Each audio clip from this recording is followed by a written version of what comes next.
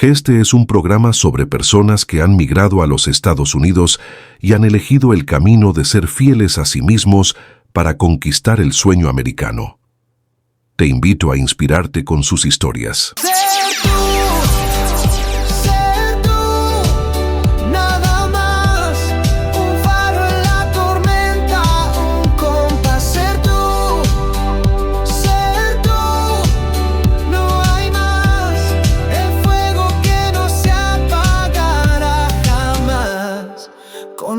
Monje, danzando el azar, corazón que late, un tambor sin parar, invitados de estrellas, un cielo a brillar. Ser tú, nada más, un faro en la tormenta, un compás. Ser tú, no hay más, el fuego que no se apagará jamás. La vida es un vals, un cuadro sin fin, los colores se cruzan, se pierden, se ven. Y en cada rincón donde nadie miró, ser tú es el mundo. Bienvenidos a Ser Tú con Luisa Monge. Hoy es un episodio muy especial porque tenemos con nosotros al padre Wilson. Y vamos a hablar de profesión, vamos a hablar de renuncia, de consagración, de llamado y de migración. Bienvenido, padre Wilson Colmenares. Bueno, muchas gracias. Un cordial saludo para usted y para todos los que están sintonizando el programa. Estoy contento de poder estar aquí y compartir este tiempo con todos ustedes. Padre, es un honor tenerlo en este programa, así que vamos a empezar por el inicio y vamos a empezar por Caracas, Venezuela, ¿correcto? Así es. Bueno, antes que nada, muchas gracias por esta invitación y estoy contento de poder compartir este espacio con usted. Muchas gracias, padre. Es para nosotros, de verdad, es una honra tenerlo aquí con nosotros, abriendo su corazón, abriendo este espacio para ser inspiración en todos los sentidos. Así que generalmente empezamos con quiénes fuimos en Venezuela, por dónde arrancamos, y aquí yo estoy muy curiosa frente a entender, bueno, cómo usted decide inicialmente convertirse en un abogado, además penalista. Así que no sé si quiero empezar por ahí para podernos dar una luz frente a ese ser humano que es usted tan maravilloso. Gracias. Bueno, pues estudié en una escuela católica, tuve una beca y la verdad es que cuando iba a terminar el bachillerato, lo que aquí llaman el high school, no tenía bien claro dónde iba o qué iba a estudiar y tenía varias opciones, pero siempre había pensado que derecho, pero la gente decía estudia otra cosa.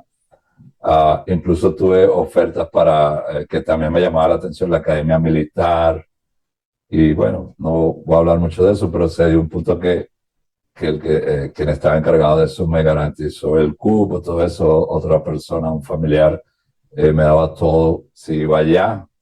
Y yo estaba tratando de ver qué iba, pero en el fondo derecho, me ofrecieron otras carreras, personas importantes y todo, y al final, como terco, yo persistí, decía, no, quiero estudiar derecho. Entonces me decía, pero hay mucho abogado, no sé qué. Bueno, al final, pues perseveré en eso y entré muy joven, ya apenas cumplí 17 años, ya estaba estudiando el derecho en la universidad. Claro, cuando uno va a la universidad es como general y luego a medida que va avanzando el tiempo, entonces que uno va viendo qué rama le gusta, pero tuve un consejo de un primo que era profesor universitario, muy buen consejo, y él me dijo, en lo que vayas a hacer, sobre todo si es derecho, comienza a trabajar en el área para que una vez que te gradúes ya tú tengas una experiencia, porque la gente tiene problemas cuando se gradúa y no tiene la experiencia. Una cosa es la teoría y otra cosa es la práctica. Y ese consejo me ayudó mucho y cuando empecé en el segundo año estaba en el segundo año de Derecho, ya comencé a trabajar con abogados. Y luego tuve la oportunidad de trabajar en los tribunales penales. Así que cuando ya estaba graduado de abogado, ya tenía una experiencia en el área penal y era lo que quería trabajar. pero no es fácil conseguir recién graduado y en el área penal no es fácil. Entonces comencé con un amigo, con el bufete de la familia de ellos y trabajamos en el área de inquilinato. Y yo tuve un juicio que era mi persona contra el gobierno, el gobierno completo, y también empecé a llevar ese juicio. Así que luego ya tuve una oportunidad más adelante, que me encontré un abogado que era conocido, sobre todo el papá de él, y me ofreció el trabajo y me fui con él. Y así, y ahí con ellos trabajé hasta el tiempo que ya decidí que no iba a trabajar más como abogado, me costó mucho esa decisión, pero finalmente la tomé. Bueno, padre, usted me menciona algo que sigue allí presente y tocó varias cosas al inicio y es fui terco. Sí. ¿Qué significa la terquedad? Siempre lo he sido. La terquedad, bueno, pues, visto desde el punto de vista bueno, es que si uno tiene como una inspiración o como un deseo, un sueño o algo que uno piensa que sí le hace bien o que sí lo va a poder lograr, uno se va a encontrar en el camino mucha gente que le va a decir que no. Y mucha gente le va a decir, no, pero mire, es más fácil esto, ¿eh? Y al final uno se da cuenta que sí lo pudo hacer y que todo lo que le dijeron las personas, eso se quedó en el camino. Claro, puede haber otro tipo de terquedad, que alguien quiera hacer algo que no está bien, que le haga daño, y la persona sea terca, él quiere hacerlo y le va a hacer daño, a pesar de que muchos se lo digan. Entonces, a veces es bueno hacerlo, pero a veces no tanto. En mi caso, yo cuando miro hacia atrás, yo digo, bueno, era el momento y era lo que pienso yo, lo que yo tenía que hacer, y por algo tenía que pasar por esas situaciones. No es que uno está aislado totalmente, ¿no? Hay gente que, por ejemplo, tiene un camino y luego dice, ay, es como empezar de cero, voy a tomar otro camino. No, nunca estamos de cero. Todo lo que vivimos diariamente, en cada momento, es un aprendizaje, algo que vamos acumulando y ese siempre nos va sirviendo. Y hay un propósito para todo, no es así al azar. Padre, cuando dice, ok, fui terco porque no seguí las expectativas de otros o lo que esperaban de mí, ¿qué se refiere? ¿Qué expectativas habían sobre usted? Bueno, lo que le digo, por ejemplo, alguna gente quería que yo fuese militar, algunos miembros de la familia, otros me pusieron, por ejemplo, la posibilidad de la administración y habían otros, por ejemplo, decían, no, algo, por ejemplo, una carrera técnica, algo así. Lo que sí nunca aparecía en el plano era lo de los religiosos, ¿no? Ni en mí ni nadie por alrededor. Solo el colegio, que yo estudié en colegio católico, pero ahí tampoco estaba ahora yo lo medito desde aquí, digo, no había como o tal vez yo no lo escuchaba, no sé. No quiero decir lo que no es, pero es como no había como esa motivación, o eso como que estábamos todos ahí en un colegio católico, como que no había eso de que va, sino como todos teníamos la mente, porque yo estudié en un buen colegio y mis compañeros eran algunos de unas capacidades muy elevadas, intelectualmente hablando, sobre todo para estas materias de los números, física, química y matemática. Y claro, todos estaban visualizados. Era un colegio de ciencias, a mí me gustaba humanidades, pero había estudiado todo el tiempo en ese colegio y digo, no me va a salir los últimos años para estudiar humanidades, me quedé ahí y pasé trabajo por eso. Pero era como la visión era la ingeniería o carreras de ese tipo, y estábamos como jóvenes con esas visiones, es como que estás joven y estás viendo el futuro, pero estás pensando en qué voy a hacer, pero lo que se te viene es eso, como las carreras más importantes, la informática, la ingeniería, todo eso. Bueno, y entonces aparece derecho, ¿y de dónde sale?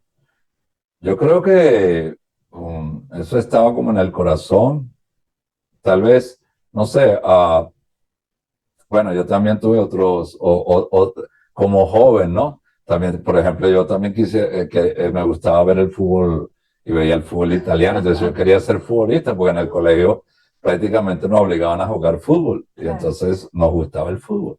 Y uno veía el béisbol y uno quería también jugué béisbol y yo decía, bueno, ojalá llegara a ser profesional. Pero luego el derecho como que no sé si uno ve películas o escucha. Bueno, teníamos un familiar en la familia abogado, pero era más político. Pero no sé, creo que eso está en uno, es como que algo innato en uno y es como que toda persona, pienso yo, como que quiere que se hagan las cosas bien, que haga justicia, ayudar a otros. Entonces, cuando teníamos materias del área social, yo me identificaba más con eso. Por ejemplo, teníamos una que se llamaba estudios sociales en el bachillerato, lo que es aquí en high school, y en esa materia me fue muy bien.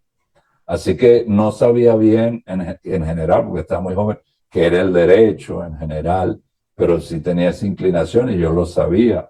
En el fondo, cuando yo voy a aconsejar personas, porque a veces las personas, sobre todo jóvenes, como que no saben qué van a hacer o escuchan muchas ideas, y yo he aprendido con el tiempo y se lo digo a las personas y sobre todo a los jóvenes, que en el fondo del corazón de uno, uno sabe lo que quiere y también uno sabe a lo que Dios lo llama.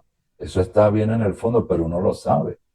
Es que uno se haga el desentendido es otra cosa, pero eso está ahí siempre en todas las personas. 17 años, un corazón que decía hay que servir, hay que hacer justicia. ¿Hubo alguna experiencia donde que tuvo que vivir o que pasó donde descubrió eso? Ah, pienso que, bueno, mi misma familia, yo nací en el estado Táchira, es un estado fronterizo con Colombia, un pueblito, aunque uno no era niño, uno veía las cosas. Tuvimos que mudarnos a la capital para buscar mejoras, como hace mucha gente.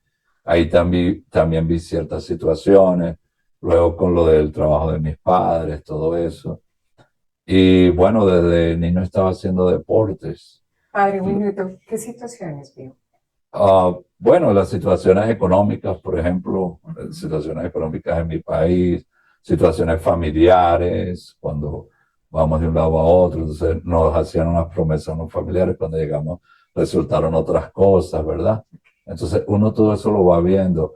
También a veces la gente piensa que los niños o los jóvenes como que están, a veces en la misma iglesia me dicen, no, no se preocupe, que ellos están ahí, pero ellos ni saben lo que están diciendo.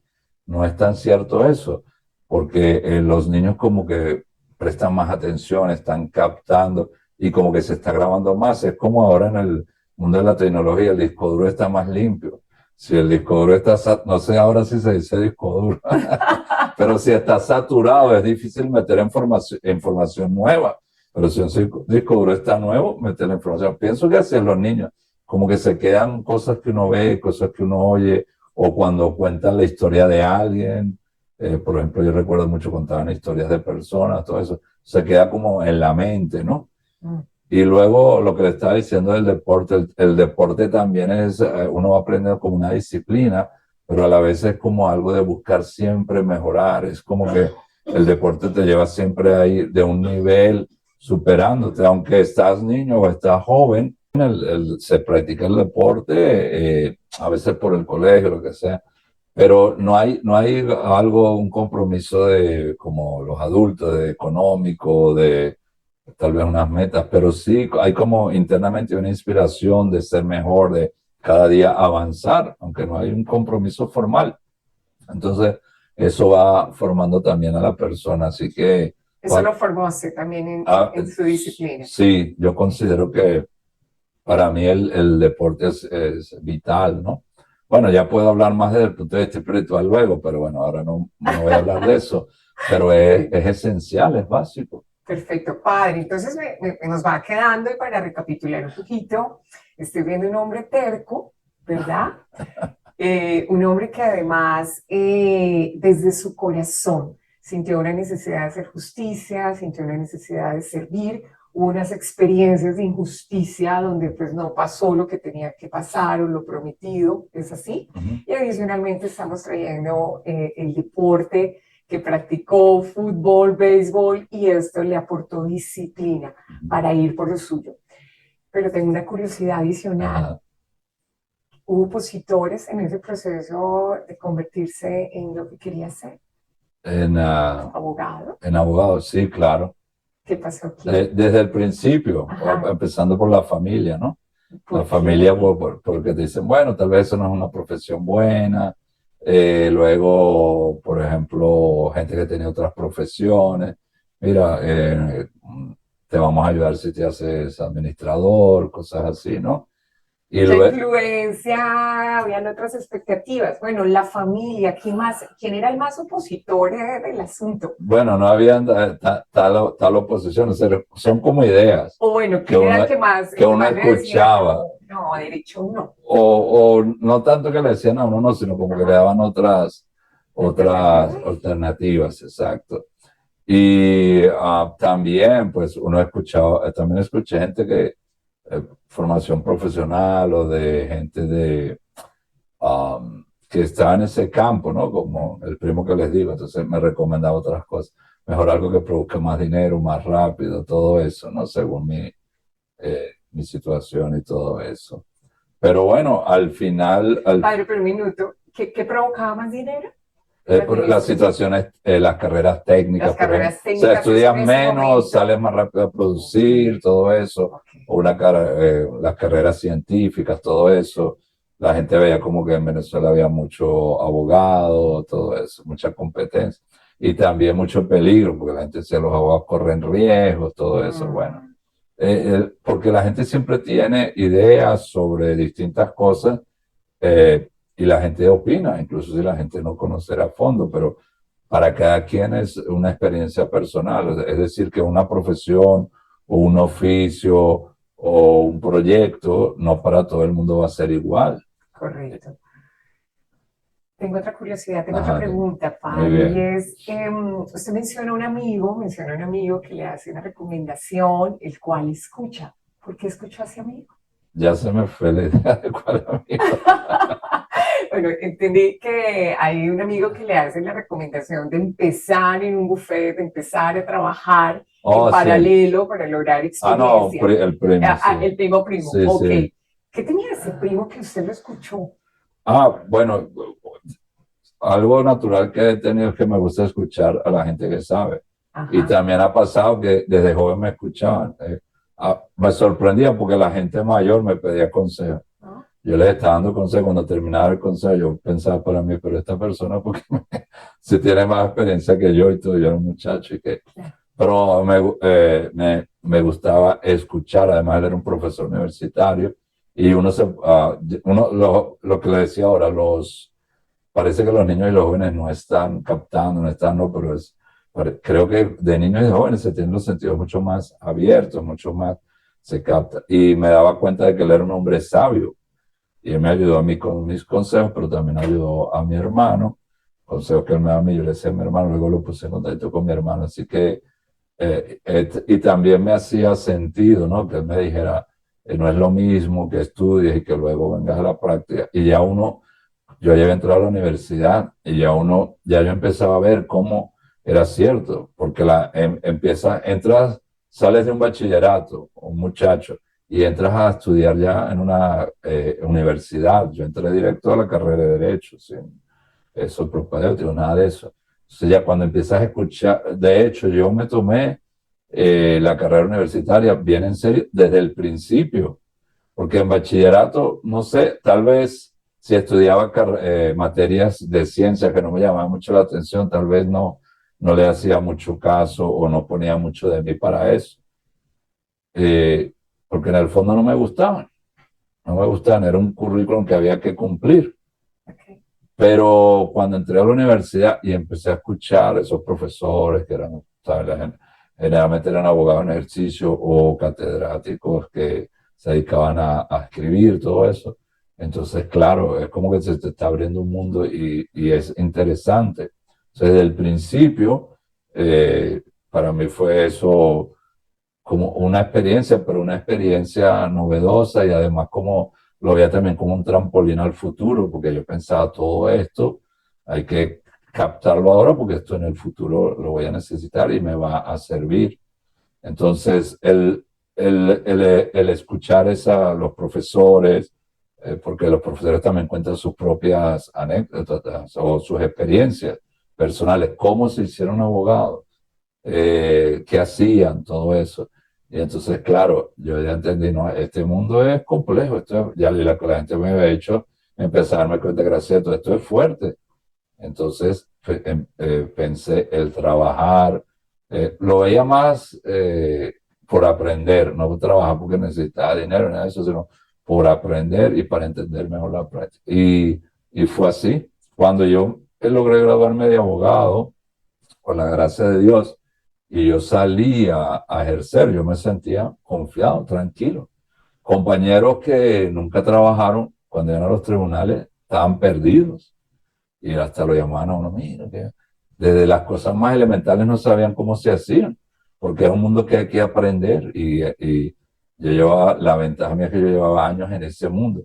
No solo aprender cómo se hacen las cosas, sino sobre todo conocer la gente, cómo se maneja la gente, cómo piensa la gente, cuál es la actitud de la gente. Es una cosa que se aprende día a día y que yo pienso que si pasa uno toda la vida en un medio, nunca va a aprender todo. Siempre vas a aprender algo nuevo. Ok, padre. Bueno, yo me quedo hasta aquí con un tema de sabiduría, Mm. con un tema de un trampolín por allí. ¿Mm? ¿Qué es para usted una persona sabia? Una persona sabia es la que primero escucha. Hay algo que yo escuché, no recuerdo dónde. Escucha, el que sabe escuchar no tiene que preocuparse por el futuro. El que sabe escuchar no tiene que preocuparse ¿Por por el qué? futuro. Porque el que sabe, porque una cosa es oír, uno oye muchas informaciones, cosas, pero escuchar es con atención y saber que eso, si eso le sirve a uno o no.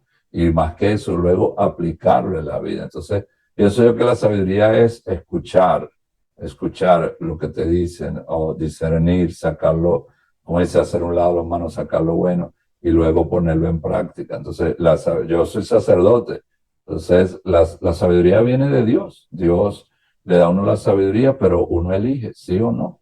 Y lo opuesto es ser necio. Necio es el que no escucha, el que no pone atención, el que no hace caso. Entonces, para mí, la sabiduría ha sido eso, la persona que es capaz de escuchar y que actúa conforme los consejos. Aunque, claro, no siempre todos fallamos y no vamos a actuar siempre como nos dicen y con el tiempo nos se dando cuenta, bueno, tal vez en ese momento no debe actuar así, lo que sea. Pero sabiduría, veo yo las personas que saben también llevar su vida y orientar a otros. Para mí es sabio el que yo veo que ha producido buenos frutos y la gente, por eso se habla de que el pueblo, el pueblo es sabio o el pueblo de Dios es sabio. Mm. ¿Por qué? Porque en general la gente tiene una sabiduría que no es, hay la sabiduría que se va adquiriendo, pero hay una sabiduría como innata, natural en la persona, que esa sabiduría está ahí.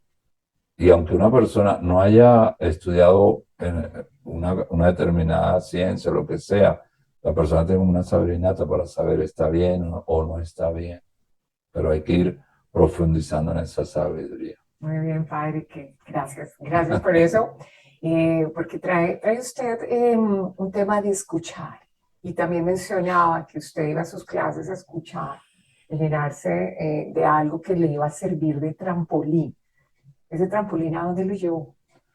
Ese trampolín me llevó a ser un abogado penalista y a tener la oportunidad de trabajar los mejores casos que habían en el país.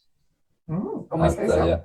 Bueno, porque con los abogados que conseguí trabajo, Ujú. el jefe mío era uno de los más famosos penalistas del país, así que tenía los mejores casos. Claro, yo entré a trabajar con ellos, igual que cuando estaba en el tribunal. Yo entré a un tribunal, uno llega y nunca había trabajado en un tribunal, pero ya había trabajado con abogados.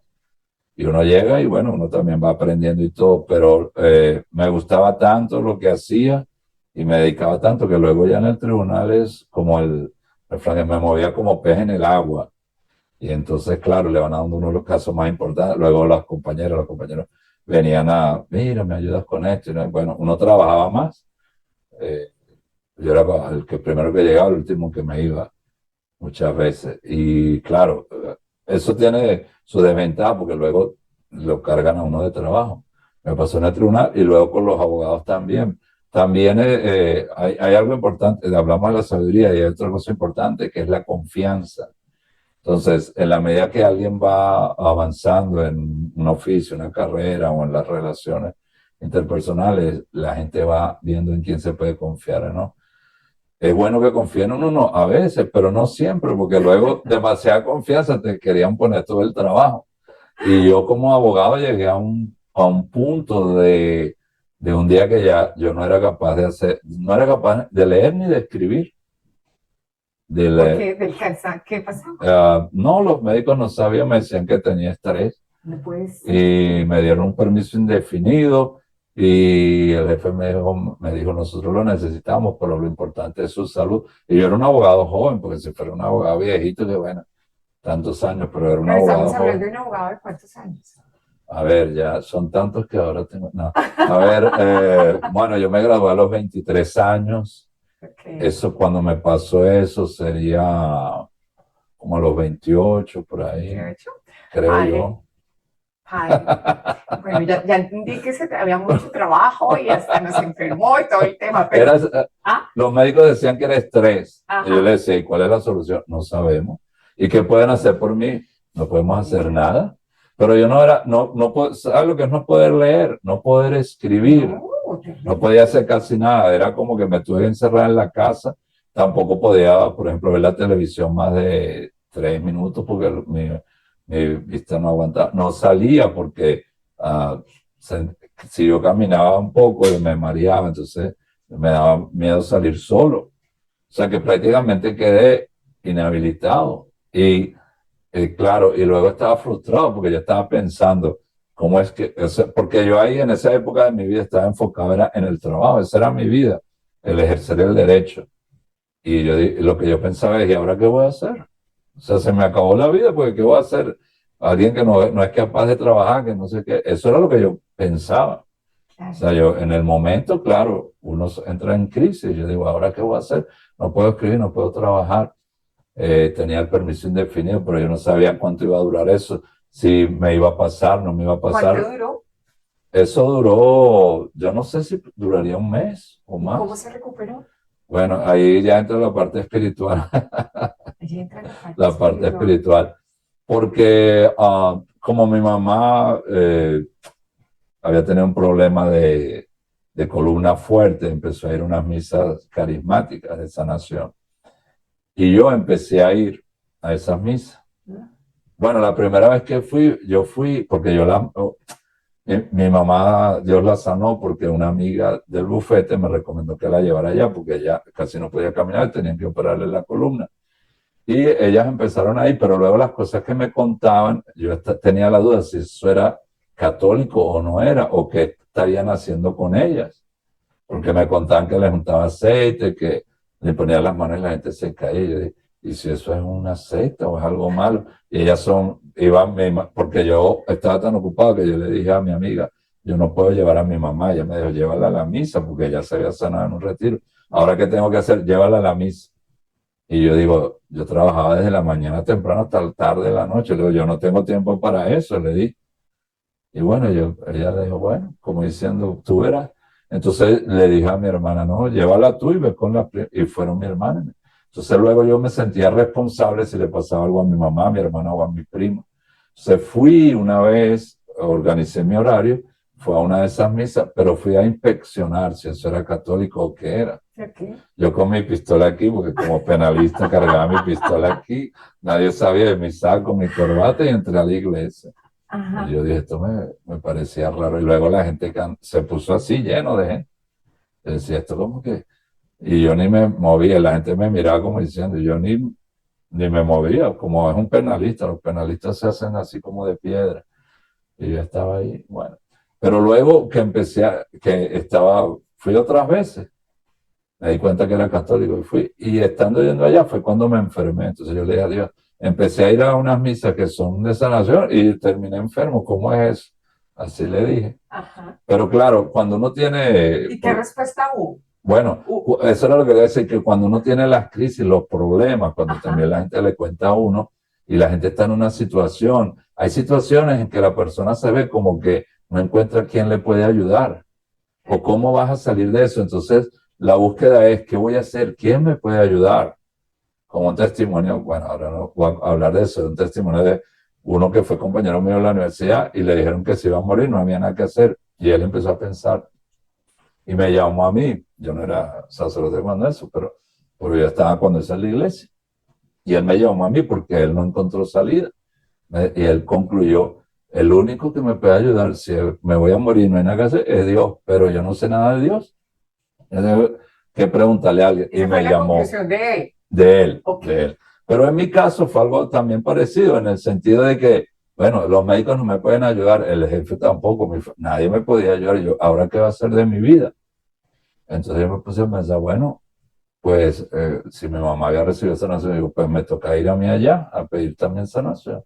Entonces yo fui a hablar con las personas que oraban por los enfermos y yo les conté, Ya sin arma, mire, no, con arma, armado todavía. claro, Ok. el arma yo no la soltaba sino para dormir, más Ok. nada. Oh, mira. Y entonces, bueno, ese era el entrenamiento que uno recibía, Ajá. desde que te levantas hasta que el arma se porta, no es para protegerla por la Ok, bueno, portados, pero desconfiando, pero allá Sí, voy a con ver el qué arma. pasa. Y entonces yo fui y ellos me dijeron, no, no, te tiene que venir y le hacemos oración. Mm. Ah, bueno, me hicieron una oración, venga tal día y así, yo, bueno, y yo cansado en la casa porque no, sin hacer nada. Y así fui varias veces, no sé, no recuerdo exactamente cuánto tiempo fui, me imagino que iría a la misa también, pero llegó un momento que yo me sentí como bien y ya yo estaba cansado ahí en la casa.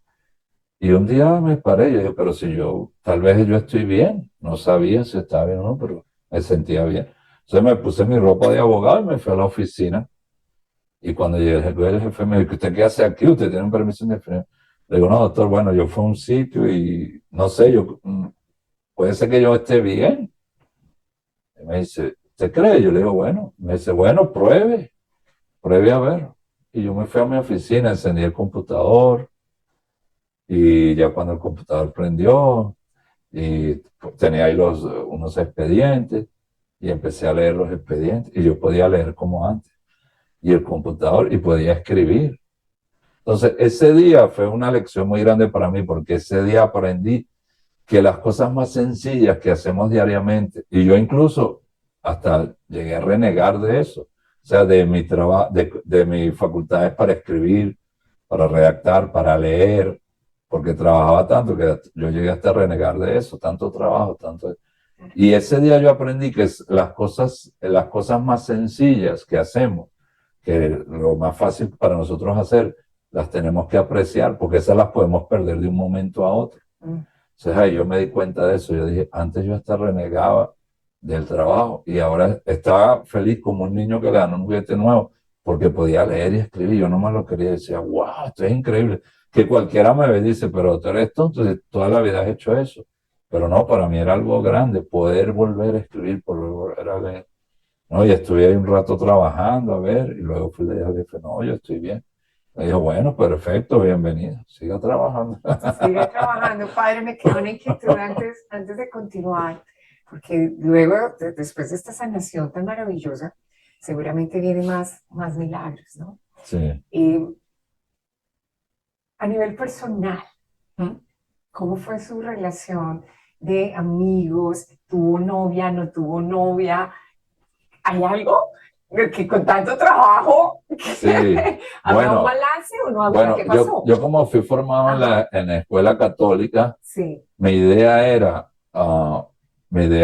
yo estaba muchacho, pero ya una muchacha empezó a ver las muchachas. claro. Entonces ya yo tenía en mi mente, mi proyecto era, hay una muchacha que va a ser mi esposa.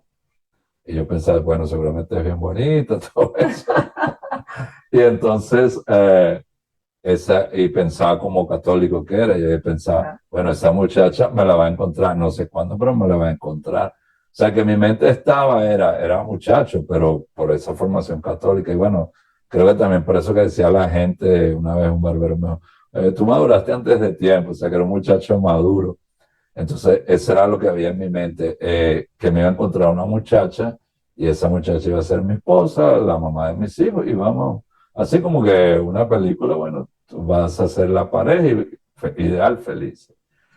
Luego, pues, en la universidad donde yo estaba, la mayoría eran mujeres, así que, y en Venezuela, ¿no? Y No, entonces, pues claro, mujeres lindas por todos sí, lados. pero bueno, yo me hacía, tenía muchas amigas, no sé, una forma de ser mía es como que, bueno, yo he sido tímido, pero es como fácil la amistad con la gente, ¿no? Como que Claro, la gente me cae bien, yo le caigo, no a todos, pero a la mayoría, entonces con los muchachos y con las muchachas, así que era amistad.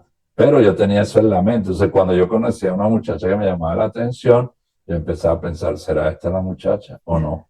Pues había que conocerla.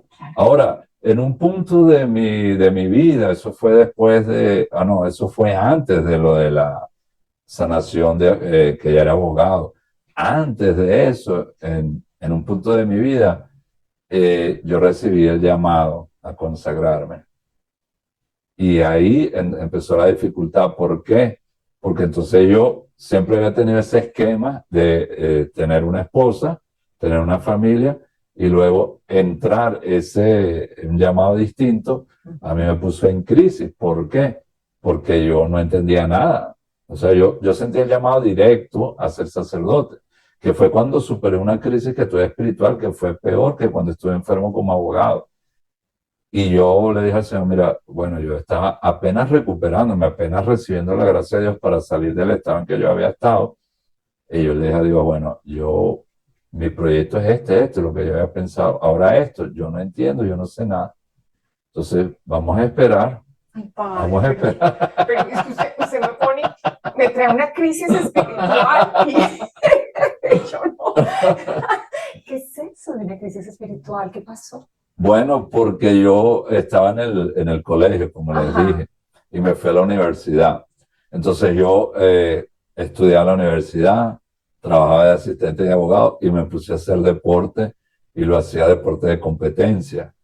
Entonces quiere decir que yo me levantaba a las 5:30 a entrenar y me acostaba a medianoche o más tarde todos los días. Y los sábados y domingos también estaba ocupado. Entonces yo cometí el error que comete la mayoría de la gente. Saqué de mi vida lo que nunca debí sacar, que fue a Dios. Mm. Yo me centré en la universidad, en el trabajo, en el deporte y no volví a la iglesia. Mm. Y así, claro, fue avanzando y claro, se siente bien uno, ah, ah, porque vas progresando, más si estás joven, vas progresando en el deporte, en el trabajo, en la universidad, ¿no? Y claro, no de joven, yo ahora pienso en qué tiempo, cómo yo hacía todo eso, dónde sacaba energía para tener ese horario, no descansaba un momento en todo el día. Pero el error mío fue que me separé de las cosas de Dios. Bueno, entonces ese distanciamiento de Dios produjo una crisis. ¿En qué consistió la crisis? Realmente no sé ni explicarlo, cómo pasó o por qué, pero con el tiempo se entiende mejor. Pero el punto es que me alejé de las cosas de Dios y luego en todas esas cosas que hacía vi que empezaron a pasar cosas que no estaban bien o que me empecé a sentir que no estaba bien. Y tenía ese background o esa experiencia de yo haber estado en colegio católico, entonces yo sabía, tengo que volver a Dios o Dios me puede ayudar y le pedía ayuda a Dios. También pensé, bueno, ir a la iglesia me va a ayudar, pero yo iba a acercarme a la iglesia y no entraba. Era como algo que no me dejaba entrar, pero eh, llegaba a la puerta y yo no seguía. Y luego, ¿qué pasó? Pero si yo iba a entrar, entonces, bueno, entro por la otra. Y luego cuando veía, ya estaba en la estación del metro para irme. Yo pensaba, pero si yo iba a entrar a la iglesia, ¿por qué no entré? Y digo, bueno, otro día. Y así pasó el tiempo. Y fue pasando el tiempo y nada, yo no volví a la iglesia y bueno, le pedí a Dios que me ayudara. Pero claro, como creo que hace la mayoría de la gente, mi oración era en la mañana que sea un Padre Nuestro, una Ave María en Gloria y para acostarme tal vez, ¿no? En el día era como que no oraba o sí, lo básico. Y entonces cuando empecé a sentirme mal, porque la persona se siente mal, no solo física, sino en el ánimo, en el espíritu, sabía que algo no estaba bien y empezaron como los problemas. Ahora no sé, no puedo hacer una lista de los problemas, pero lo que sí siento es que me sentía muy mal y como aislado, me sentía como que no tenía con quién hablar, no veía quién me podía ayudar, todo eso. Y luego que tuve un problema fue más como sentimental, como un rompimiento que, pues, de muchachos. Y lo que allá dicen despechado, despechado me fui a tomar un poco y al otro día no quería que nadie me viera ni ver a nadie. Y lo que planeé fue, voy a dormir todo el día si nadie me molesta, pero porque me fue a acostar en la madrugada. Y temprano ya estaba despierto antes que todo, era un domingo.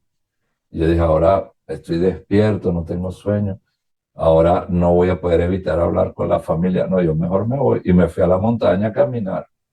Me voy a la montaña y nadie me ve, nadie me... Y estando allá en una parte más o menos alta de la montaña que se veía bajo la ciudad Caracas, no fue algo, creo que planeé, fue algo como creo que mismo Dios permitió. Hice una oración que nunca se me va a olvidar. Y en esa oración le decía, mira, Señor, yo estoy mal, necesito tu ayuda. Entonces yo sé que ir a la iglesia, ir a la misa me va a ayudar, pero no he podido. Entonces lo que te pido es que me permitas ir. No sé cuánto tiempo pasó después de esa oración, pero puedo decir que, bueno, como si fuera una película, cuando me vi ya estaba sentado en una iglesia para una misa del domingo con mi hermano. Debe ser que fue con mi hermano y con él pude entrar. No recuerdo lo otro. Pero cuando el sacerdote comenzó a predicar lo que llamamos la homilía, sentí que mi pecho iba a explotar y yo pensé que era un infarto que me había dado y no podía respirar y es como si me habían agarrado por el cuello y me estaban ahogando y me quedé paralizado y quería pedirle ayuda a mi hermano. No podía entender lo que el sacerdote decía porque escuchaba el sonido, pero no entendía. Y internamente era lo que estaba viviendo como internamente. Y luego a una desesperación para irme de ahí y huir lo más lejos posible. Pero en toda esa lucha interna, pero físicamente yo estaba paralizado, yo le dije a Dios, si me voy de aquí, mi vida va a terminar mal, voy a terminar mal. Déjame, déjame estar aquí, en esta misa por lo menos. Y en eso estaba, todo el tiempo que el sacerdote estuvo predicando, yo estuve así. Cuando él terminó la predicación, es como que me habían soltado. Y yo decía, "Ah". Y mi hermano volteó, ¿qué te pasa? Está bien. Y yo estaba pálido y sudando. ¿Qué te pasa? Y le digo, no, luego te explico. Ahí por encima pude comprender que era algo como espiritual o no sé. Y bueno, salimos de la misa y ahí más o menos le conté. Y después de ese domingo, comencé a ir todos los domingos a la misa. Todos los domingos a la misa. Y claro, ahí esa iglesia se llama La Coromoto en el Paraíso y la llevan los padres redentoristas. Y el fundador de él es el San Alfonso María de Ligorio, que fue abogado y luego se hizo sacerdote. Entonces yo empecé a escuchar las predicaciones de él y todo. Y un día sentí como el llamado. Y yo dije, no, serán cosas mías porque yo lo que quiero es estar en la universidad lo que quiero es estudiar derecho y ser abogado, no sacerdote. Pero yo dije, bueno, pero luego entendí como que era el llamado, pero yo le dije al Señor, mira, yo estoy saliendo de esto porque ya me empecé a sentir mejor. Le digo al Señor, yo estoy saliendo de esto, yo no entiendo, no entiendo nada. Entonces vamos a esperar a que pase el tiempo y yo a ver cómo. Pero yo no sabía a quién ir, con quién hablar, nada de eso. Y estaba ocupado por mis estudios y toda la universidad. Y eso fue, ese vamos a ver, fueron años, porque ahí entonces me gradué de abogado y empecé a ejercer y estuve hasta, como hablamos ahora, hasta cuando ya me iba al seminario, o sea, 9 años ejerciendo. Pero todo eso fue un proceso. Luego cuando vino lo de que me enfermé como abogado, eso fue ya parte del proceso, pero ya antes había tenido eso, el llamado. Entonces volvemos al punto de que entonces así, ya ahí las cosas cambiaron, pues entonces si por ejemplo yo veía a una muchacha y la idea que yo tenía de ser a mi esposo, ¿no? Seguía como con esa idea, Ajá. pero a la vez tenía lo otro de la vocación. Entonces yo lo que pensaba era, bueno, tengo que decidir lo otro para poder, porque no puedo hacer un noviazgo formal si yo no he decidido lo otro. Porque no sé si ahí lo supe o después, pero hay casos donde tienen un noviazgo y luego al final dicen, no, mira, yo me voy al seminario, no sé qué, eso me parecía de mal gusto. Padre, pero usted nombra el despecho, un tema de despecho. El despecho está relacionado con... Despecho fue algo de jóvenes, porque Ajá. bueno, en todos esos problemas que yo tenía, que seguramente era impaciente y todo eso, pues habían diferencias. Y yo, la solución mía fue decirle a la muchacha, mira, mejor no nos volvamos a ver y ya, pero yo sentía que estaba como enamorado de ella, o sea, que me gustaba andar con ella, todo eso, compartir con ella. Así que eso fue como una decisión dura de tomar. Y entonces por eso me sentí mal esa noche y por eso evito, porque yo creo que los otros problemas que tenía más eso me terminó de hacer sentir mal. Y por eso ese día yo fui a la montaña y eso fue para mí, siempre lo recuerdo y cuando doy testimonio lo hablo, fue vital o fue crucial esa oración en la montaña. Pero usted fue la que la rechazó. Sí, Ok.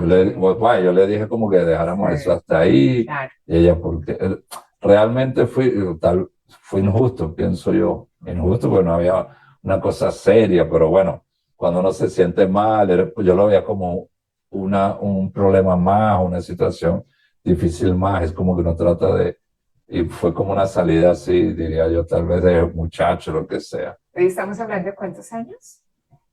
Ahí, 20 algo, no sé, 20 porque yo años. me gradué a los 23, tuve que ser como a los 20, 21, unos muchachos. Bueno, ella era un poquito más joven que yo. Ok. Pero sí, ahí entonces, ahí estuve ese llamado y ahí empezó, o tal vez lo más complejo, que era como que seguir avanzando en mi vida, graduarme, luego seguir buscando seguir avanzando como abogado, como profesional, pero a la vez estar eso como en stand-by, como que Dios diciéndote, mira, no sé qué. No, claro, ahora yo no puedo recordar cómo yo manejaba todo eso, cómo era mi vivencia. Pienso que a veces era como que se me lo dejaba así, vámonos, bueno, señor, después hablamos. Y uno está tan enfocado en sus actividades y todo, sumido en eso, que tal vez lo dejaba. Pero en el fondo es algo como que te está diciendo, en el fondo sabes que tienes algo pendiente, lo que yo decía antes del corazón, que en el fondo la gente sabe lo que quiere hacer, o lo que debe hacer, o lo que está llamado a hacer, eso lo tenía ahí. Y luego con el tiempo se convirtió un poquito en un problema, pero no sé, vamos a No, seguir ¿cómo por... así? ¿Por qué? ¿Cuál En el problema? sentido de que entonces cuando ya yo estaba ya consolidado como abogado Ujú, y luego pasó lo de mi sanación, ujú. entonces yo empecé a ir a las misas. Pero el problema es que la gente me veía y se me acercaba, mire, porque usted es profesional y eso, porque usted no sirve aquí en la comunidad. Claro. Y yo les decía, no, no, yo soy abogado, pero estoy muy ocupado, no tengo tiempo para otras cosas. Y la gente también se me acercaba y gente me decía, pero usted tiene cara como de cura, te parece un cura. Y yo les decía, para servirle a Dios se le sirve como abogado. Y la gente, ay, perdón, perdón, y se iba. Y bueno, no como abogado aprendí a ser duro y es duro, ¿no? Con la gente, aunque yo estaba en la iglesia, pero estaba como que en las primeras de cambio. Ahora, algo que yo sí hice con mi vocación es que nunca se lo dije a nadie. O sea, era algo entre Dios y yo. Yo nunca se lo dije absolutamente A nadie. a nadie, porque Ajá, yo entendía que era algo muy importante. Y pasa también con los abogados, bueno, me pasaba a mí, que ajá. uno trata de cuidar su reputación y su imagen. Entonces yo pensaba, si yo digo algo de esto y luego eso no se da, fracaso, la gente va a decir, no, pero este abogado es un cuentero, entonces, no, no, como la imagen que tenían, que uno se crea o que la gente se crea una imagen de uno, de una persona responsable, no sé qué, todo eso, profesional. Entonces yo pensaba, no, no, eso no conviene. Entonces yo me lo guardaba y yo no se lo decía a nadie. Digo, bueno, cuando yo tenga que decidirlo, ahí ya veremos con Dios. Ya veremos. Padre, usted ha mencionado dos veces la palabra duro, Ujú. ¿m? Que era un Wilson Colmenares duro. Bueno, en ese medio jurídico, en los Ujú, tribunales, ujú, se ve los problemas que tiene la gente, las dificultades, ¿verdad? claro. Y eso humanamente, cualquiera escucha a alguien, escuchar a un preso, porque cuando van un detenido al tribunal, entonces ellos iban a hacer sus declaraciones, pero también estaba la parte humana. Mm, Y entonces algunos de ellos, no con todos, pero por eso le digo, yo tenía como siempre he tenido como eso de que la gente como que confía en mí. Entonces, aparte de la declaración, venía la parte humana y entonces ellos le hablaban a uno de su parte humana o de los problemas que estaban teniendo, que a veces uno puede ser que sea cierto o no, ujú. o como ellos buscan como una comunicación con la gente de afuera, pero recuerdo uno que era considerado de alto peligro y bueno, cuando iba a ir al tribunal era todo un problema y ese me lo asignaron a mí. Y cuando yo tenía una conversación personal con él, yo veía que era una persona, en el fondo era una persona como cualquier otra y hasta más noble que cualquier persona y no lo veía para nada peligroso, ya cuando lo conocí. Y recuerdo que él mismo me decía, uno tiene que ser así allá porque si no, no sobrevive. Uno tiene que ponerse fuerte y ser agresivo y todo eso porque no sobrevives. Entonces, es un ambiente donde humanamente, de hecho yo he tenido amigos y amigas, colegas, que en el estudio del derecho penal ellos decían, no, me encanta, pero practicarlo no, nunca lo practico, o algunos lo practicaban y no, por ejemplo, a veces iban abogados al bufete a trabajar con nosotros, no duraban más de unas semanas o unos meses. Entonces, eh, algunos por miedo, otros porque no, la condición no les da para eso. Entonces, digo duro en el sentido de que la persona se va formando que no le puede afectar todas las cosas que le pasan a la gente, porque si no, no sirves para trabajar eso, o sea, no puedes estar en ese medio y terminas tú enfermo. Entonces, digo, por ejemplo, a mí después me han dicho, me dijeron en confianza, ya cuando ya estaba fuera del ejercicio y todo. No, si nosotros, alguien me dice, no, si nosotros lo veíamos a usted y nos daba miedo, nada más le veíamos la cara y temblábamos. No puede Sí, ser. ¿Por qué? porque yo iba a los tribunales como Ajá, abogado ajá. y claro, yo iba con mi indumentaria de abogado, pero no sé por qué mucha gente tenía la idea de que yo era fiscal del Ministerio Público. Fiscal son los que procesan, llevan los juicios, todo eso. De mucha gente. Entonces cuando viene, ay, ahí viene el fiscal tal, ahí viene el fiscal, y no sé, la gente le daba como miedo, es como que ¿Usted era la, consciente de eso, padre, no, de esa dureza y de ese miedo que los no, demás sentían? no, uno, bueno, yo como abogado, pues uno siempre está alerta y está viendo, uno va también viendo quién es quién, porque también se aprende, como en todo, hay abogados buenos en el sentido, no solo como buenos abogados, pero buenos como personas, pero también hay muchos abogados que no eran buenos como personas. Ok, Y entonces, entonces uno tiene que aprender a discernir y a veces nos tocaban juicios contra otros abogados, contra otros grupos de abogados. claro, entonces estoy entendiendo, ahora sí estoy entendiendo bien. Entonces, esa parte de la dureza es, uy, ¿cómo recibo una historia de alguien dura, Ujú. verdad? Y no me voy a asustar y no me voy aquí a poner a llorar y no me voy a poner Ajá. nervioso, sino como una dureza en el sentido de mantenerse firme, de poder escuchar cosas difíciles, cosas duras, Sí. y aún conservar su calma, puede ser. Y conservar la calma, pero también pienso que de alguna forma perjudica a las personas en el sentido de que de alguna manera lo más importante, que es Ujú. lo humano o la persona en sí, se va haciendo a un lado, porque ya luego es un ejercicio como una profesión, como que tú tienes que cumplir unas metas y esas metas tú no te puedes detener a escuchar a alguien o lo que sea, O sino sea, que pongo en pausa mis y tiene, sentimientos y y ejerzo, tiene ¿sí? de alguna manera, y Ajá, tienes tantos trabajos que mientras más trabajas y mejor trabajas, más casos te daban. claro. Entonces, no te puede, por ejemplo, yo fui con un señor a unos tribunales que él tuvo 11 años enjuiciándolo y todas las actuaciones fueran contra él, porque antes de empezar el juicio se lo dijeron. En el tribunal le dijeron, no voy a decir quién, pero bueno, Claro, no. quien tenía la autoridad en el tribunal le dijo, va a quedar condenado, te vamos a condenar. O sea, que se la habían jurado, o sea, se la habían prometido. Cuando nos tocó el caso y fuimos al tribunal, yo le digo a él, bueno, él me da le da la palabra a él y siempre lo que generalmente lo que se hace es, no, yo le cedo la palabra a mi abogado. Entonces cuando el funcionario le dice, bueno, le va a dar la palabra al detenido y él se la va a dar a usted. Yo le digo, no, no, él va a hablar.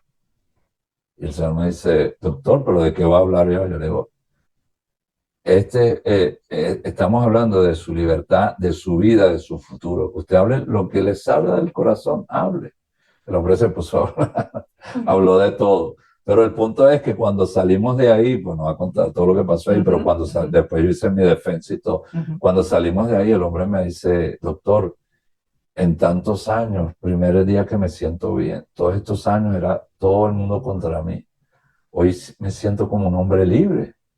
No ha pasado nada en el juicio, pero me siento libre. Le digo, señor, porque usted sacó todo lo que tenía acumulado ahí. Hoy Como ser usted humano. se expresó, usted habló. Mm. Sí, verdad, verdad. Y le digo, sí. Pero ese hombre se sintió esos 11 años como que era todo contra él, como el mundo contra él, todos contra él, que todos lo abandonaron, todo eso. Ese día cuando él pudo hablar, expresarse en el tribunal, él se sintió libre, aunque no había pasado nada en el juicio. Luego fuimos a todas las instancias y él quedó exonerado de todo. Padre, cuando yo le escucho esta historia, no sé por qué se me viene una proyección suya. Ujú. Y es, hace un momento me comentaba que este llamado, usted no se lo comentó a nadie, ¿verdad? También comentaba cómo en el ejercicio de su profesión usted tenía que seguir unas metas, tenía que ir hacia adelante y pues olvidarse un poco de esa conexión, de eso que había tenido, de ese llamado. Y también mencionó una segunda crisis, ¿verdad? De pronto tuvo que ver también ese tema de escuchar su ser y de nuevamente conectar con usted mismo cuando viene lo que sigue, o cómo es eso. Lo de la primera crisis que tuve, luego yo lo he analizado y no es, o sea, el separarse de Dios, Ujú. pero también hay otras cosas espirituales. Y luego entendí. Entonces, siempre hay una batalla espiritual donde se trata eh, de derrotar a la persona o derrotar el alma, lo que sea, ¿no? Ujú. Y entonces eso es lo que la gente, o lo que necesitamos enseñar a la gente, que la gente aprenda, que es que estamos en un mundo donde va a haber muchas cosas que van contra uno. Eh, Alguien puede pensar, es que yo no me voy a meter con nadie, yo no voy a hacer con nadie. Yo no, así se siente usted en su casa y no voy a salir, no va a ver a nadie, no va a escuchar a nadie para no meterme en problemas. Ahí está, el combate espiritual va a ir contra usted. Entonces, en esos medios, por ejemplo, de los tribunales, hay gente con muchas ideas y recurre a muchas cosas espirituales, que es, a veces es directo o indirecto, a veces es premeditado hacer un daño, un trabajo espiritual contra alguien, o a veces simplemente con los que estén en ese caso o en ese lugar. Entonces, eso va afectando a las personas. Y eso, yo estoy hablando del medio jurídico porque yo estuve ahí, pero eso pasa en cualquier medio. Claro, sí. Y entonces yo pude, luego entendí que lo que me pasaba a mí es que como me aparté de Dios, hubieron otras cosas que vinieron contra mí. O sea, que no fue que de la noche a la mañana yo llegué y estaba en ese estado. El no poder entrar físicamente a una iglesia, eso tenía sus razones. Y yo también, por engaño del mal, yo también fui a cosas que no eran de Dios, como cosas de espiritismo y eso. Yo llegué a ir. Estaba tan mal que llegué ahí porque el mismo mal le dijo a otras personas, mira, está fulano, está así, va a acabar mal. Y yo estaba tan mal que llegué a ir a esas cosas. Y claro, cuando un día recuerdo que fue una cosa de esas que no era de esas de, como dicen allá en Venezuela, de mala muerte, era una cosa, gente profesionales con un buen despacho y todo, Ajá. pero para trabajo espiritual. Y yo fui, cuando yo salí ese día de ahí, me sentía como que, wow, sí me siento bien. Entonces, esta gente sí sabe y tiene poder. Funciones. Y eso fue momentáneo. Después me empecé a poner peor y todo. claro, yo en el momento no entendía todo eso lo que estaba pasando. Luego con lo que he vivido en la iglesia, lo que he estudiado, lo que he visto en los casos de la gente, que estaba entendiendo lo que me estaba pasando.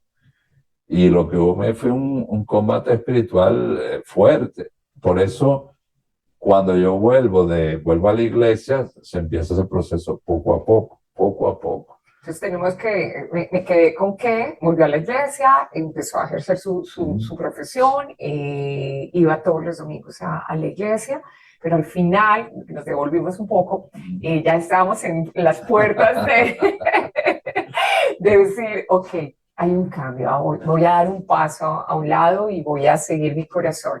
¿Qué pasó ahí? Bueno, el punto fue que yo, cuando iba a la iglesia, me Ajá. decían, pero tú puedes servir, pues, y yo no quiero, o sea, no quería, porque yo estoy de abogado, bueno, muchos pensaban, muchos que vaya a la iglesia, a las misas, pero no me voy a poner a trabajar, porque en qué tiempo. Pero luego aprendí algo, que a medida que iba orando, entonces, ¿qué pasó? Yo trabajaba de lunes a domingo, desde la mañana temprano hasta tarde en la noche. Entonces llegó un momento que dije, no, bueno, pues no, bueno, las primeras misas que fui y los retiros, yo andaba con la pistola. Y luego yo dije, no, pues tengo que ir a misa los domingos. Sacaba más tiempo para ir a misa, pero luego pensé, no tengo por qué trabajar los domingos. Ya no volví a trabajar los domingos. Y luego seguí avanzando el proceso, ya no tengo por qué trabajar los sábados, no volví a trabajar los sábados. Luego trabajaba de lunes a viernes, pero el horario como los otros abogados, porque yo donde trabajaba era el coordinador de todos los abogados. Uh-huh. Y yo luego trabajaba de lunes a viernes con el horario como los otros abogados. Okay. Pero, ¿qué pasaba? Hay un punto crucial ahí importante. Los resultados de mi trabajo eran mucho mejores que antes. O sea, los casos que el mismo jefe decían que no había nada que hacer, que no, él era el experto, decía, recuerdo que me daba un caso al principio y yo le decía, bueno, un día le dije, bueno, vamos a orar y trabajar. Y me dijo, orar. Me dijo, yo no creo, usted trabaja el caso, más nada. Y luego con el pasar del tiempo, él me decía, doctor, dígale a la gente de su iglesia que oren por este caso. Porque él vio, así como lo vi yo, lo vio él, y bueno, lo vio mucha gente.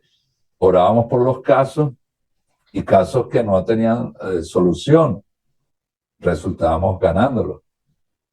Entonces, ¿qué aprendí ahí? Que es que habían cosas espirituales. Y si tienes un caso como abogado, no sé si hay abogados que van a escuchar esto, pero si tienes un caso como abogado, y esto no solo en el derecho, en todas las áreas, tienes un caso como abogado, pero hay una atadura espiritual, puedes traer los mejores abogados, los mejores equipos, que si no se resuelve la atadura espiritual, vas a pasar años en ese caso y nunca se va a resolver.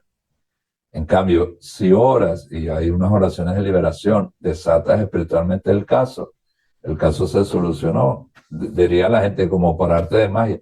No fue arte de magia, es que Dios hizo una liberación en el caso y se resolvió.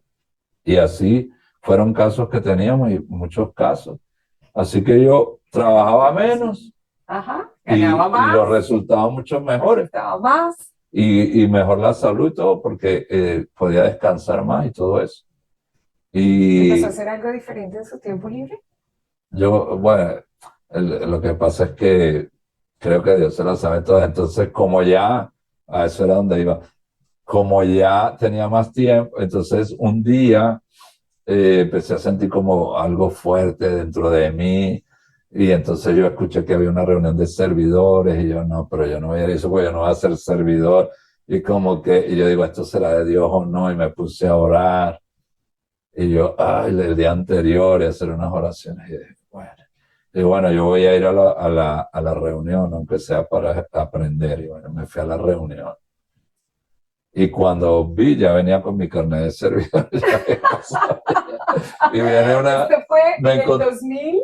Eso fue... ¿Cuándo empezaron las reuniones? Bueno, no, ya empecé en la comunidad carismática como en el 98. Ya tenía de cuando me enfermé, ya tenía como mis 28 años, ya estaba de abogado ahí. Y cuando venía ahí, se me acerca una tía y me dice, ay, qué bueno, usted no sabe todo lo que he llorado para que usted sí será servidor. Y yo pensé en mi mente, no le dije nada, me daba pena, pero en mi mente, Le dije, ¿por qué no oraste para hacerte servidora tú? Porque era como que todavía yo seguía con mi de abogado, yo como a ser servidor. Entonces Claro, fui a claro, claro. intercesión, que era como que, bueno, me decían, no, es sencillo, porque tú te sientas con un grupo y oran por todas las intenciones de la comunidad. Era una vez a la semana, 2 horas, no sé qué, era fácil. Ajá. Y yo, bueno, está bueno, voy a hacer, pero me gustó porque se hacían oraciones que nunca había escuchado, daban una pequeña charla. Y yo estaba bien interesado y dije, bueno, esto no, de verdad no quita mucho tiempo, estoy bien ahí. Estaba ahí, un día vinieron a decirme, mire, ¿por qué usted no nos ayuda en sanación? Yo digo, no, no, pero si apenas estoy en intercesión, estoy nuevo. No, pero necesitamos gente y usted tiene tal vez el carisma. Yo digo, no, pero bueno, un día cuando vi ya estaba con el equipo de sanación. Y digo, bueno, ahí ya se empezó a complicar la cosa, pues ya más gente y todo eso.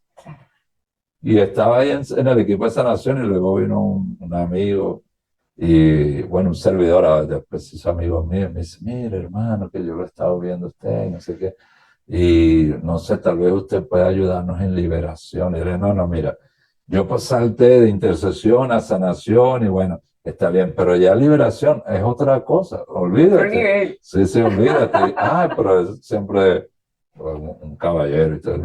No, muy educado él y todo. Entonces me dice, no, bueno, hermano, disculpa, no, está bien, bueno, oremos y él se fue. En otra oportunidad, no sé cuánto tiempo pasó, vino con el mismo cuento y yo le decía, no, no, olvídate, liberación, no, no. Bueno, y ya cuando en una tercera vez me dio pena. Y yo le digo, mira, pero es que, le digo, ya sé. Yo le digo, mira, el padre no creo que me va a poner a mí hacer liberación si yo soy novato aquí, yo soy. Y él, bueno, él se quedó así como viendo y me dijo, vamos a hacer una cosa, vamos a hablar con el padre. Si el padre dice que no, perfecto. Y yo pensaba dentro de mí, el padre seguro que va a decir que no, así que yo estaba contento. Bueno, vamos. Fuimos donde el padre se me quedó viendo, él levantaba así los ojos cuando iba a pedir inspiraciones, ¿no? Y decía, él hizo así, yo dije, ay, ahora. Entonces me dice, vamos a hacer algo. Tú empiezas a trabajar con él, poco a poco. Si tú ves que te da miedo, que no es tu carisma, todo eso, entonces ya, dejas eso y listo. Vuelves a sanación. Y si no, Dios los va a ir llevando. Y yo, bueno, está bien, yo acepté porque no, como dicen, no me quedaba de otro. Pero en el fondo no quería. Yo digo, como, ay, era para liberación y todo eso, nada. Y empecé a liberación y fue pasando el tiempo y ahí. Y entonces luego me dijeron para el equipo de predicación. Y yo, no, pero los de predicación tienen que salir. Y bueno, terminé en el equipo de predicación. Así que cuando le hablaba de que después se complicó la situación, Ajá. es porque entonces eh, trabajaba como abogado y todo mi tiempo libre lo estaba empleando como voluntario. Entonces, predicador en los retiros, viajábamos a veces a ciudades cerca o estados lejos, Ajá. dejanos a predicar. Sí. Y luego las oraciones de liberación que en Venezuela, en Caracas, en ese momento, ahora tal vez más, pero en ese momento eran muchos los casos, se lo llevaban a ese padre, pero el padre no podía atender todo, entonces por eso delegaba en servidores. Llegó un momento que yo trabajaba de abogado y todas las noches teníamos que ir a un caso de liberación distinto que nos mandaba, porque íbamos a las casas o a los locales donde habían problemas y ahí íbamos. Y esas oraciones se llevaban 2 o 3 horas, así que a veces yo llegaba tarde en la noche a la casa para el otro día. O sea que yo reduje los horarios de abogado y lo completé sería lo que ahora era un workaholic, un trabajador empedernido. Entonces, mi horario lo llenaba con esos servicios en la iglesia, que eran cada día más demandantes. Claro, sí. Y luego la gente veía los frutos y entonces eran más peticiones y fulano, y así, más el padre nos mandaba. Pero en todo eso uno iba aprendiendo. También una cosa importante ahí es que cuando estaba en eso, entonces ya uno, sobre todo para esos casos de liberación, entonces ya uno tenía que ir a misa si es posible diario, orar más, evitar todos los pecados, porque ya uno se metía en un rango superior y tenía que estar, como dicen, lo más limpio posible, lo más fortalecido posible espiritualmente. Pero claro, eso era como que yo iba llevando mi carrera profesional y a la vez, eso era para mí un mundo maravilloso. El derecho, yo estaba enamorado del derecho, pero también al ver todo este mundo y esas nuevas experiencias y el conocimiento. Padre. Viene una pregunta, una recta, como decía Millos. Ajá, dime. No, es que escuchándolo me pone a pensar que si parecen algo el abogado de criminal, ¿cierto? Con este proceso de liberación y sanación, porque es que estoy viendo como que es algo muy parecido, Porque como que ahí hay un proceso, la gente dice, pero ¿cómo es ajá, eso? De que que usted de abogado terminó en sacerdote. pareciera Y como lo... recuerdo que hasta una religiosa, que en paz descanse, ella decía, no, no, pero es que su caso es único. Dice, mire, si todos los abogados se van al infierno, decía ella, bromeando, pero aparte en serio, ella dice, yo todavía no puedo creerme que usted de abogado esté ahora aquí en esto, en la iglesia. Cuando eso yo no era sacerdote, pero ella lo decía. Y la gente, pero lo que me pongo a ver es lo siguiente, lo que yo he meditado y lo que pienso es que realmente en lo que uno esté, si uno está con Dios o si se deja guiar por Dios, claro, es distinto porque ahora tengo un ministerio que da la Iglesia Católica y todo esto, pero al final, para hay una idea general de que para estar con Dios hay que consagrarse a Dios, y eso no es verdad. Para estar con Dios hay que hacer la voluntad de Dios. ¿Y dónde se hace cómo se hace la voluntad de Dios? Yo pienso que todo este proceso que yo tuve fue y todavía un camino de discernimiento. ¿Qué es lo que Dios quiere de mí? ¿Qué es lo que Dios me pide? Yo fui a una diócesis donde fueron a ordenar unos que fueron compañeros míos, y el obispo dijo en la homilía que bueno, ya hoy terminaron su proceso de discernimiento. Entonces luego ellos, cuando estábamos en la reunión, ellos me repitieron eso. Ah, menos mal que ya terminamos. Y le digo, ¿quiere que les diga la verdad? En mi opinión personal, eso no termina nunca. Pero ¿cómo si ya fuimos ordenados? Le digo, todos los días hay que discernir, todos los días hay que tomar decisiones. Y no pueden bajar la guardia, no piensen que ahora que están ordenados. Digo, ahora es cuando empieza lo bueno. Ahora es cuando tienen que fortalecerse, prepararse. Y es un día un diario de discernimiento. Entonces, el estar con Dios, el recibir las bendiciones de Dios, el servirle a Dios, es donde en el medio que uno se encuentra. Y a veces los católicos o los cristianos tenemos problemas en eso. Pensamos que, ay, no, yo tengo, digamos, cualquier trabajo, tengo tal trabajo y no sé qué, no, pero yo quiero terminar rápido para ir a la iglesia porque ahí sí está Dios, no sé qué, no, donde estás haciendo tu trabajo, digamos algún profesor o una profesora en una escuela, ahí Dios quiere santificar a esa persona y que esa persona en el servicio ayudando a otros se pueda santificar. Y en su caso, padre, como... Pude haberlo hecho como abogado. Correcto. Cuando yo fui al seminario, no me recibieron porque era abogado. ¿Cómo así? Porque yo hablé no se lo dije a nadie. Entonces, Ajá. cuando yo fui, porque no fue que yo de un día para otro tomé la decisión, estaba años, pero un año por esta dificultad, porque yo estaba de abogado y a la vez sirviendo en la iglesia. Entonces había gente que me decía, pero ¿usted va a ser sacerdote o qué? Y otros me decían, pero usted no tiene novia, no se piensa casar, lo que sea. Entonces, o cuando yo conocía a una muchacha que me llamaba la atención, yo le decía al Señor, ¿será esta una muchacha? ¿No será? Sí. Y hasta empezaba a salir con la muchacha. Y luego como que me recuerdo una que me dijo, pero deberíamos enseriarnos. Y yo le dije, no puedo. Entonces ella empezó a preguntarse por qué. Claro. Me llegó a preguntar, pero tú eres casado. Y yo le digo, no, que va a ser casado. Pero tienes hijos. Le digo, no. Le digo, no sigas pensando porque vas a pensar mal. Pero era una muchacha de la iglesia. Le digo, bueno, ahora no te puedo decir. Después tal vez te voy a decir, ahora no puedo, pero no pienses nada mal. Bueno, entonces yo llevo un año que le digo al Señor, mira, Señor, no podemos seguir así. O sea, yo tengo que decirme, o me voy a consagrar, o me quedo de abogado, me caso y todo eso. Pero las dos cosas no puedo. Entonces, bueno, yo como diciéndole a Dios qué va a hacer y todo. Y entonces me fui a unos retiros, que estuve un mes en retiros y todo. Eran 4 retiros, yo me noté los 4, pero era para estar todo ese mes en oración y discernir. El último lo cancelaron Y bueno, yo digo, ay, ahora voy a perder la última semana. Y vino un padre que él no sabía nada de mí, apenas yo había ido por primera vez a esa comunidad y yo no había hablado con él nada de mi casa. Y él me dijo, mire, yo estoy pensando que como usted se notó en el otro retiro y no va a haber retiro porque usted no se queda una semana más con nosotros.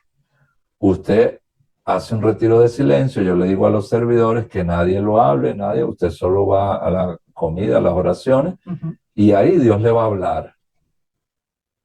Sí, Y, le habló. y yo dije, yo me quedé asombrado, porque yo decía, este padre no sabe nada. ¿Y cómo?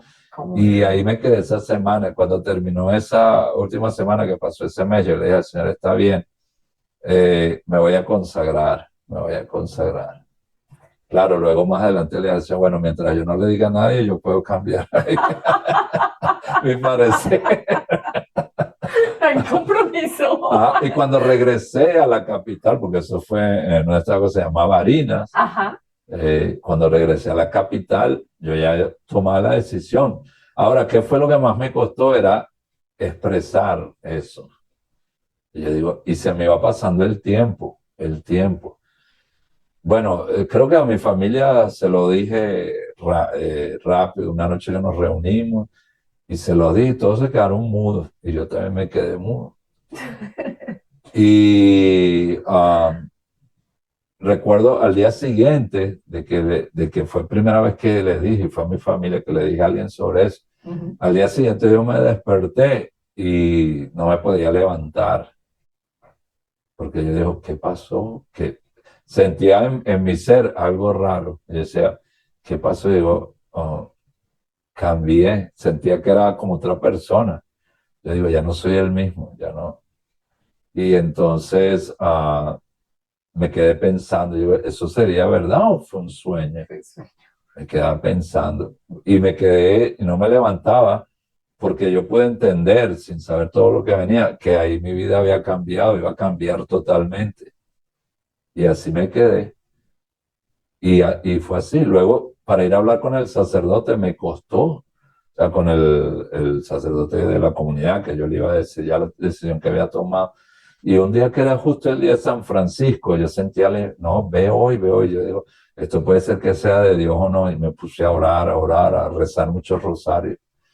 Y el padre tenía misa después del mediodía de la tarde, misa, pero también estaba con la comunidad toda la tarde. Y iban los servidores. Y cuando terminó esa mañana, yo dije, no, sí, voy a hablar con el padre. Ya está. Fui a hablar con él, me puse el carnet para poder acercarme al padre, porque tenía mucha gente y todo. Y me acerqué, él me dijo, ¿qué quieres? Y yo le digo, bueno, si podemos hablar. Dime aquí. Le digo, no, no, es algo privado, aquí no se puede. Me dice, bueno, mira que tengo mucha gente. Ponte ahí, cuando baje la gente, te me acercas. Y parecía mentira, cada vez llegaba más gente, más gente. El padre me llamó y me acerqué, me dice, ¿tú estás viendo? Yo le digo, sí. Me dice, es demasiada gente. Es raro, pero bueno, espera ya. Y así yo esperé, más gente le llegaba al padre, hasta que el padre me llamó y me dice, vente, vamos afuera a hablar en el carro. Y la gente detrás del padre, porque se atendía mucha gente, y bueno, nos metimos al carro y las señoras llegaron al carro. El padre le dijo, mire, necesito hablar algo importante con él. Ustedes váyanse y me esperan allá. Y Vale. las señoras se fueron a la entrada de la iglesia y de la iglesia como que, ¿y qué pasará con este? ¿Y este qué pasa? Porque el padre se tiene que quedar a solas con él y todo. Ahí en un carro, fue que le pude decir al padre que yo tenía el llamado. Entonces, eso contestando su pregunta. Y él me dice, pero mira, ¿lo has pensado bien? Le digo, tengo años pensándolo. Entonces él me dijo, tú estás joven, tú ves que tenemos varias parejas jóvenes en la comunidad, parejas. ¿Y qué tal si tú entonces, una de esas muchachas de la comunidad o de otro lado, es pareja tuya y tú puedes servir así como laico y no como sacerdote? Digo, padre, el llamado que yo he sentido es al sacerdote. Si no, no estuviera aquí hablando con usted. Y él me dijo, bueno, está bien.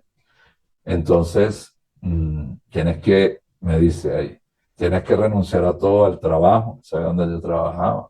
hablar con tu familia, despedirte de la comunidad, despedirte de todo el mundo y decirles que te vas al seminario. Cuando hagas todo eso, Ajá. vienes y hablas otra vez conmigo. Padre, se nos fue episodio 2. Muy bien. Esta historia continuará. Al capítulo 300. Capítulo. Ser tú, nada más. Un faro en la tormenta, un compás. Ser tú, no hay más. El fuego que no se apagará jamás. Con Luisa Monge, danzando